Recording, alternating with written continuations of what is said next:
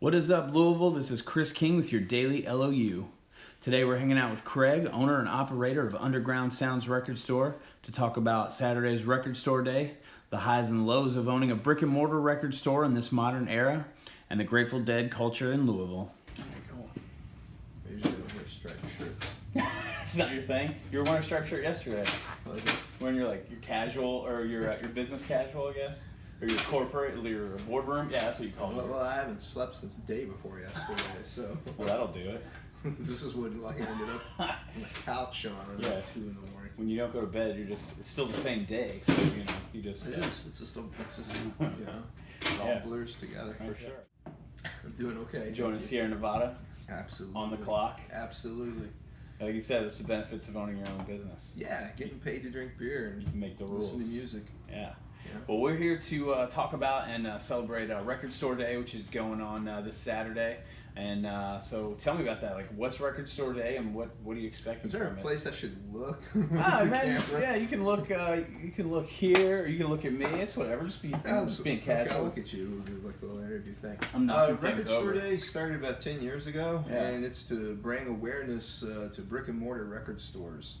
You know, for many years, starting after like the whole Napster thing, Mhm. and MP3 and downloading and everything, people started to not come into stores like this and Yeah. hear Ecstasy and places like that, Better Days, you know, quite a bit. So these guys had an idea, you know, many years ago to have like one day of the year to spotlight new releases and, you know, rare releases, you know, things like that. And everything's allocated and limited. What I mean by that is like there's like 2,400 stores that are doing this, Mhm. you know, roughly. Across the country. Right, Yeah. right, across the country. There's stores that do it in Europe. And for that one day, they will make something very limited, like 600 copies. You know, not every store gets everything they order.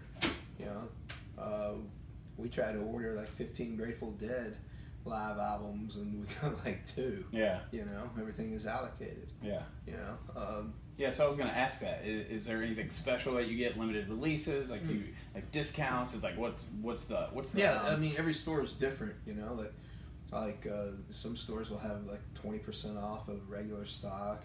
Some, you know, will grill out and give free food away. We'll Right. probably be doing that tomorrow. Nice. You know, years past we've blocked the streets off and had local bands play for free. We're not going to be doing that this year. Yeah. Weather. Well, we just the bands I wanted I couldn't get. Nah. Who did you want? I want to get Hollow Bone. I want to get the Mama Said String Band. They're playing in Terrapin. Okay. Let's see. I want to get Electric Garden. They're playing in Terrapin. Gotcha. There's a couple other bands that are playing, you know, in other places out of town too. So I had a list of 5, 6 people, and everybody is playing out of Louisville. You know. Awesome. So what would you encourage people to do? Like, kind of come down and go to their favorite record store, like come to yours because you think yours is the best, absolutely. or they bounce should around to come all out. of them, so all of you get a taste of A everybody. lot of people do both. Yeah. You know, like we'll have somebody come in from Better Days or Great Escape, or they'll leave here and they'll go to Matt Anthony's, you know, something like that. Yeah, I'm sure if you're dedicated to come down and you're all in for Record Store Day, you're probably going to You know, multiple. we open at 8. Better Days opens at 8. I think Great Escape opens at 9. I think Matt Anthony opens at like 11 or 12, something like that. Gotcha. And you know, and they will go from store to store. It's what I would do. Yeah. You know, see Yeah. what's going on. Let me grab this. Yeah, do your thing. Underground Sounds. No, but he'll be coming in later this evening, so I'll ask him. Great. Bye. Just a little business. That's awesome. Super excited about that. Want to ask you about, tell us your story about kind of coming to Louisville and how you got the means to open the store. And let's just build a little bit about your journey in Louisville. Yeah, you know, I was born and raised here. I started coming into the Highlands when I was a little kid, hitting all the other record stores. You know, I started off, you know, collecting music around 1972, 73. Yeah. My dad was a music collector. He was into jazz and doo-wop and blues. What was he listening to? Oh, Charlie Parker, Miles Davis, Oh, yeah. Dexter Gordon, Charlie Parker, Dizzy Gillespie, Ross Sandro and Kirk. Yeah. Those were his guys. Gotcha. Robert Johnson, Sunhouse, Muddy Waters, P.D. Wheatstraw, Good people stuff. like that. You know, and then the doo-wop, you know, things like coasters, drifters, platters, the penguins, Yeah. the Minglos, Gotcha. that sort of thing. He had taste. And there was all kinds of little shops through here back in the 70s. You had Karma Records, which originally was down where Cafe 360 is now. And then they moved down to basically where the Produce is at. You had stores like Your Ecstasy. There's a bunch of different stores through here in the day. Where Leatherhead is located over on Bonnie Castle. There used to be a store there. You have Electric Ladyland. You have Pyramid. That's what turned into Electric Ladyland. Yeah. There's probably about like 10 other ones. Rivertown Records. Better Days started off on Frankfort Avenue. You used to have Beethoven's over there. There's a, can't remember their name. It was a father and son owned one on Frankfort Avenue in the 70s. It was a really cool place. Nice. So I just got into, you'd save your money up, during the week or whatever. Get your allowance. Do an allowance, and I would get on, bus and come into the Highlands, and just, first stop would be Great Escape to see what they had used, and then I would go to, just go down the strip, Karma Records, Rivertown. What were you looking for when you were shopping back then? I would go in with a general idea. I was a big bootleg collector, looking for Bob Dylan and Pink Floyd, Led Zeppelin bootlegs, that sort of thing. There were shops that had those. I was looking for used blues, used jazz. I got into that because of my pop. Your dad, yeah. Right. It was, surf music, soul. Did you like it all? I liked all of it. I still do. A lot of times I didn't know what I was going to get. I would just go in and look at the album cover and was like, okay, this is weird. Yeah. An hour later, your parents are screaming at you to turn Captain Beefheart off. Yeah. I discovered Black Sabbath on my own. Just the album covers. Yeah. The first album cover, I was like, this is just wrong. This is dope. Right? I'm gonna buy it. You gotta get it. Some bands you already knew about, of course, Zeppelin, The Who, that sort of thing. Nice. I remember coming down here when I was a little kid getting Pink Floyd records when nobody listened to Pink Floyd. Yeah. I mean, now you go into like J.C. Penney's or Kohl's and they got 10 different Pink Floyd shirts. Right, yeah. That used to not be the case. I was always drawn into the Highlands because, that was where the remnants of the counterculture in the city, here in Crescent Hill and Old Louisville. Yeah. I originally came from the South End. You don't have anything like this in the South End. No, they don't. Especially Especially back then, they still don't. Coolest thing down in the South End is Mike Lenning's Seafood. Right. You know what I'm saying? That's the only thing worth. Right. There were Shotley Records and Seeds Records and stuff like that. And there was Disc Records and Phoenix Records on. They had a Phoenix on Dixie and Preston. You had some stuff out there, but it's just not what I was interested in. Yeah. So how'd you get to open your shop? Well, I just found a bank that was really sympathetic to the cause, and Nice. you got to remember back in the '90s, it wasn't opening a record store today. Trying to go and take a conventional bank loan out. Right. Yeah, right. Forget about it. Mhm. No banker in his right mind would lend anybody money to open a record store in 2017. A brick and mortar record store. Yeah, sure. Right. Back then, everybody was still, 1995. Everybody was still replacing vinyl and CDs. CDs still had a good, nice little, 7-8 year run. People were still listening to vinyl and cassettes and everything. It was still a viable, proposition for a bank. Yeah. So I just put up all the collateral I had and got the loan. Because people wanted music back then. The only way they could get it was go to the brick and mortar and. Yeah, you wanted, you wanted Sgt. Pepper or Jane's Addiction at like 8 o'clock or 7 o'clock. You put your ass in the car seat and you drove down here and you went to, Better Days or Your Ecstasy or, Different Sounds or whatever. I mean, you had to go get it. Everything has changed, man. So what kind of highs and lows have you seen with the emergence of digital and Spotify and Apple Music, and then have you seen like waves and dips of where this resurgence now of even vinyl though? And do you think that we are in a resurgence, or to you has vinyl always been there? Okay. It seems so hip and trendy now. And okay. The vinyl resurgence is grossly misrepresented. Yeah. Okay. It's not back. You know, when I first started working out in record stores when I was a teenager, you know, we'd ring up several hundred vinyl records a day. Yeah. Not 20 Yeah. or 30 or 40. Okay. It has made a comeback off of the morgue table, but is it, you know, fully? No. 2 years ago, the music industry, the major labels said it'd be a good idea to raise the price on vinyl 50%. You know, Wow. and you know, some I would pay $13 for, and I'll pay like 22. Yeah. So, do I think it's going to keep making a comeback? No. I was talking to the guy who owned Ben Jones, the guy who owns Better Days, a few months ago. We both agree that the vinyl resurgence probably crested around 2014. Wow. You know, stores like this, you know, our big battle now. It's not like other stores, or you know, like it used to be with competition. You know, Yeah. like I competed against Zero Ecstasy for 16 years. Mm-hmm. That was hard. I'm sure. That was hard. That was the hardest thing I've ever done. And how is your ecstasy now closed, but you still remain open years I'm after? smaller. Yeah. I can maneuver with the sucker punches. I don't have the overhead of a staff Yeah. that big, a store that big. You know, I see how and why John did what he did. You know, after you've been king, you know, on Yeah. the top of the mountain for so long, you don't want to come down. Right. You know, he should have downsized that store around 05, you know. You know, he had like a 2,500 square foot store, not Mhm. a 25,000 square foot store. Yeah. You know, they barely support stores like that in other cities like Chicago or San Francisco. Aquarius Records, which was a fourth of your ecstasy, just had to close, you know. Wow. You don't get the financial gain you used to out of a brick and mortar. Yeah. You better be carrying used, you better have an online presence, Mhm. you better be doing something.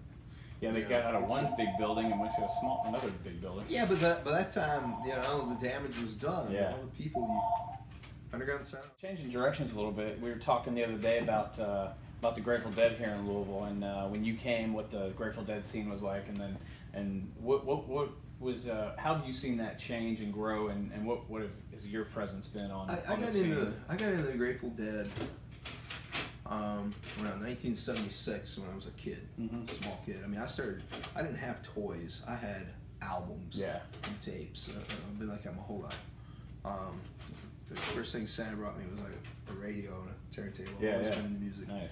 I got in the Grateful Dead around 1976, and I got all their albums, mainly from Karma Records. You know, I went in there and bought a Blues for Allah and Anthem of the Sun. They had them used. This would have been about late '75, early '76, Mhm. and I fell in love with these albums. You know, I was already into things like Pink Floyd, and this was just wow, this is even better. And around 1980, I started trading tapes with people in the back of Grateful Dead appreciation Yeah.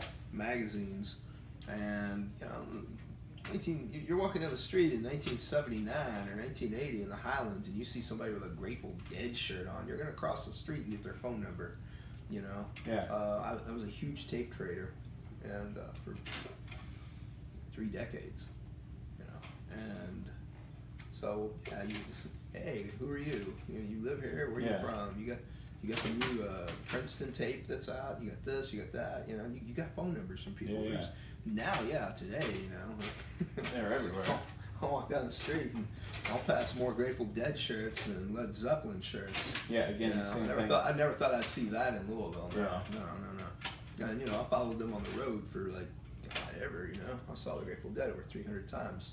So just saturating the city with tapes and trading tapes. Yeah, I did totally. Well, you know, I had this really successful little lawnmower service when I was a kid.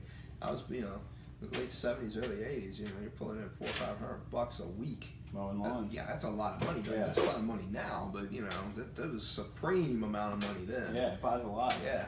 And what it bought was stereo equipment and lots of blank tapes. Yeah. I had blank tapes in bulk. At one point, I had like 5 double decks in my room, right? Yeah. Nice ones, really nice ones.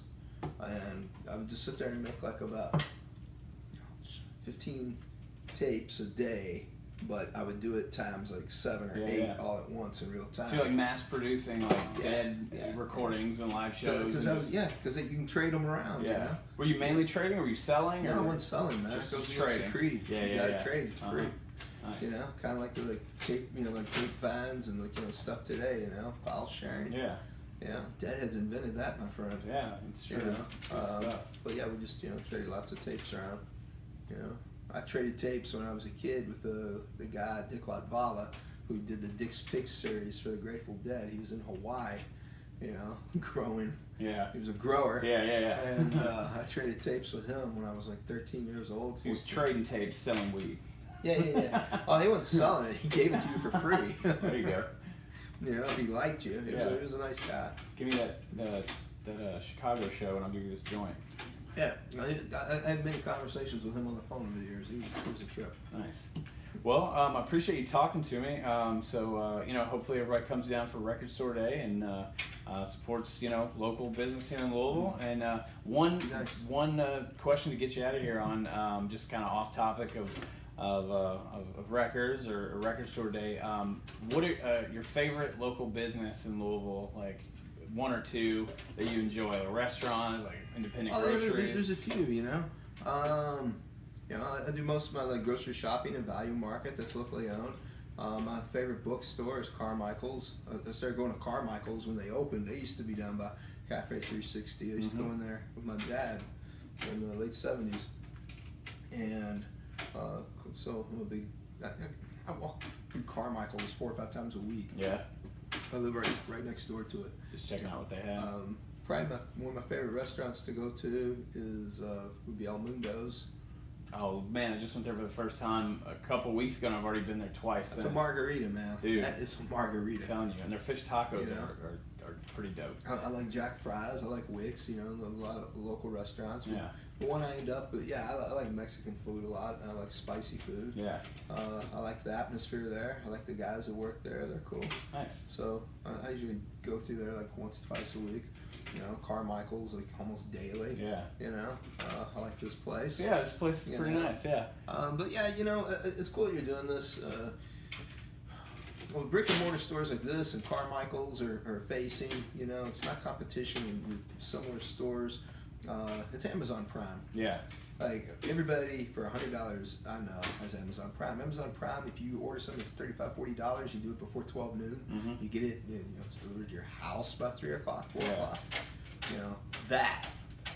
That took a bite out of us this past Christmas. Yeah, and it's only gonna get It's only gonna going get worse to. and worse. I mean, I'm not like arguing against it. That's cool. Yeah. That's technology. Yeah. That's technology on the move. It's fine. It's $35. Okay, order before noon.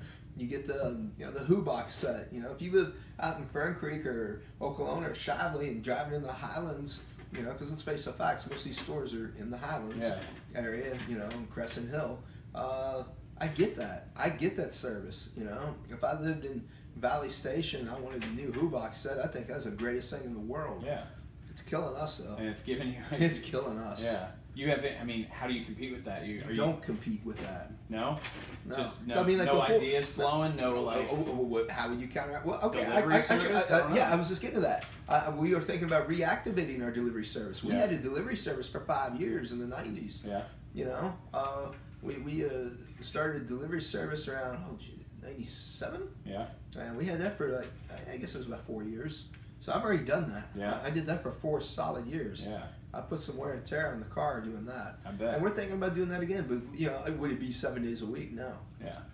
It'd be on the weekends, like Friday, Saturday delivery. Mm-hmm. You call up here, you spend over $40, charge it over the phone, bring it right to you. Yeah. No problem. Here it is.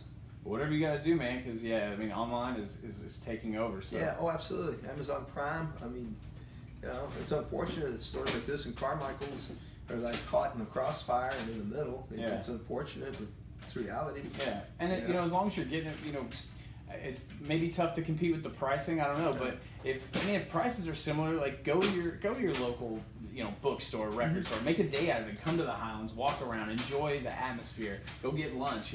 Come into a record store, flip through, see what you can find. There's a lot of people that still do, but we are beginning to observe that it's less and less each year. Yeah.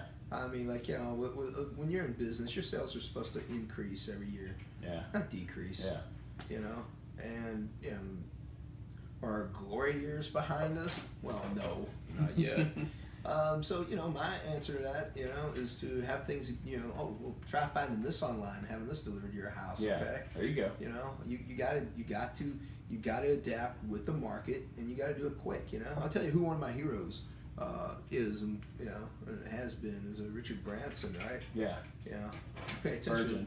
Absolutely, Yeah. absolutely. This guy understands stores like this Mhm. and what they go through. He's got several books out that can kind of help you.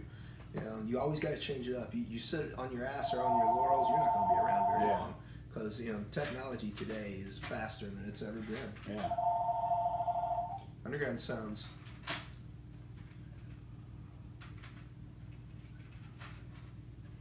Yes, we open at 8 a.m. All right, bye. Talking about record store day. We open at 8. All right, Craig. Well, man, I appreciate you hanging out with Actually, me. Oh, that's the bad arm. This That's arm. the bad arm. This arm is supposed to be in a sling right now. Get it up there. And I'm walking around trying to price stuff and put things out. I don't have help until like 8 o'clock tonight, so it's gonna be a long day. Yeah. Well, good luck to you. Keep those Sierra Nevadas flowing. Oh, they are always flowing. Nice, man. Well, I appreciate it.